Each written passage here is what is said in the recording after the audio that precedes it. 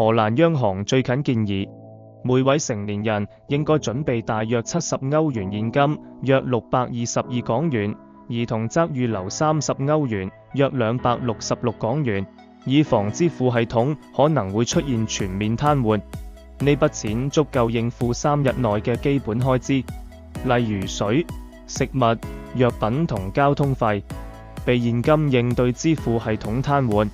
一旦電力中斷、銀行技術故障或者 WiFi 網絡癱瘓，電子支付可能完全失效，信用卡可能刷唔到，行動支付應用程式無法連線，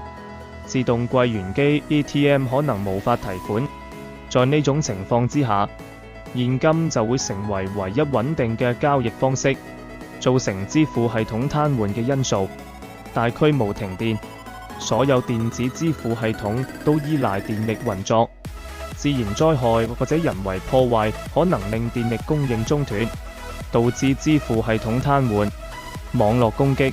惡意軟件、勒索病毒或者分散式阻斷服務 DDoS 攻擊可能令金融機構或者支付服務供應商癱瘓，影響交易安全。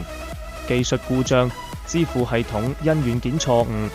硬件故障或者人為操作失誤出現問題，可能影響交易。地緣政治衝突、國際衝突可能影響關鍵基礎設施，例如電網或者通訊網絡，進一步波及支付系統。通訊中斷，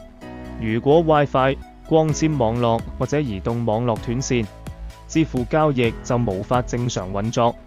歐洲近年發生嘅支付系統危機，2025年4月，西班牙同葡萄牙發生大規模停電，影響超過5000萬人，導致交通、通訊同醫療服務受到嚴重影響。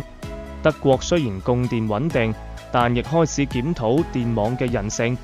因為地緣政治緊張可能增加長時間停電嘅風險。香港支付系統穩定性同風險。香港嘅電子支付系統發展成熟，包括即時支付系統、轉數快 FPS、信用卡網絡同各類電子支付工具。金管局一直致力提升支付系統嘅穩定性同安全防護。不過，香港高度依賴電子支付，萬一支付系統出現全面癱瘓，影響可能好大。截至2024年4月底，轉數快 FPS 冊用戶已超過1300萬個。